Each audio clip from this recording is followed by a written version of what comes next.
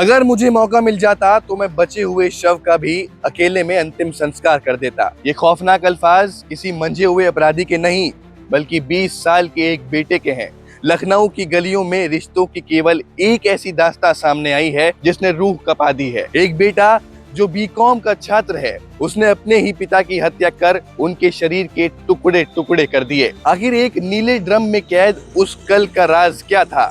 चलिए इस वारदात की परतों को खोलते हैं। नमस्कार दोस्तों, मैं हूं रुशान और आप देख रहे हैं समझो भारत। 20 फरवरी की सुबह, वक्त करीब 8:30 बजे, लखनऊ के पीजीआई थाना क्षेत्र के घर में मानवेंद्र सिंह और उनके बेटे अक्षत प्रताप सिंह के बीच बहस शुरू होती है। ये बहस कोई नई नहीं थी। पिता चाहते थे कि बेटा नीट क्वालिफाई करे, जबकि बेटा अपना रेस्टोरेंट खोलना चाहता था। लेकिन उस सुबह ये विवाद खूनी मंजर में तब्दील हो गया। अक्षत ने पिता की ही लाइसेंसी बंदूक उठाई और उनके सिर में गोली दाग दी। गोली लगने के बाद मानवेंद्र सिंह की मौके पर मौत हो गई। अब अक्षत के सिर पर खून सवार था। उसने पकड़े जाने के डर से पिता के शव के टुकड़े किए, सिर और धड़ को अलग किया। धड़ को नीचे वाले फ्लोर पर एक नीले ड्रम में छुपा दिया और सर को कार में रखकर 21 किलोमीटर दूर एक सुनसान इलाके में फेंक आया। पर लौटकर उसने कार साफ की और ऐसा चेहरा बनाया जैसे कुछ हुआ ही ना हो। हैरानी की बात तो यह है कि कत्ल के 3 दिन बाद 23 फरवरी को अक्षत खुद थाने पहुंचता है और पिता की गुमशुदगी की रिपोर्ट दर्ज कराता है। पुलिस ने तलाश शुरू की तो आखिरी लोकेशन काकोरी में मिली। लेकिन जब पुलिस ने अक्षत से सख्ती से पूछताछ की तो उसकी जुबान लड़खड़ाने लगी। पहले उसने इसे आत्महत्या बताया, लेकिन आखिर में उसने अपना गुनाह कबूल कर लिया। इस कहानी का सबसे दुखद पहलू ये है कि जब अक्षत अपने पिता को गोली मार रहा था तो उसकी 11वीं में पढ़ने वाली छोटी बहन कृति वहीं मौजूद थी।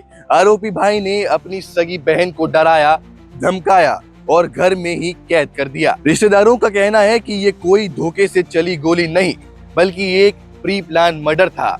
ये प्री प्लान मर्डर किया है उसने, बेटे ने। क्या उसको ईगो हर्ट था, क्या प्रॉब्लम थी, मुझे नहीं पता, लेकिन प्री प्लान मर्डर है। वो शादी से लौटे हैं 1-1:30 बजे, जो मुझे बताया गया, क्योंकि मैं झांसी में रहता हूँ, तो बताया गया कि 1-1:30 बजे वो लौटे हैं। इसके बाद उसने जो है हत्या कर दी है। किस टाइम की, 2 बजे की, 2:30 बजे की, 3 बजे की, उसने जो है राइफल से गोली मार दी है उनको। इसके बाद सबके कई टुकड़े कर करके इधर उधर फेंका है और धड़ को सबसे नीचे वाले फ्लोर में ले जा करके एक नीले ड्रम में डाल के उसने रखा था। बहन जो लड़के की है वो बहुत सदमे में है, वो भी उस वक्त यहीं पर थी। इसी कमरे में थी और बेटी के सामने ही ये सारी वारदात हुई है। सामने सारी वारदात हुई है।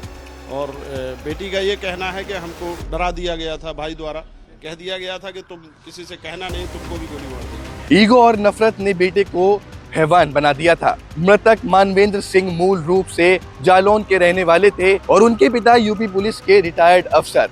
करीब 9 साल पहले पत्नी की मौत के बाद मानवेंद्र अकेले ही अपने बेटे अक्षत और बेटी का ख्याल रख रहे थे।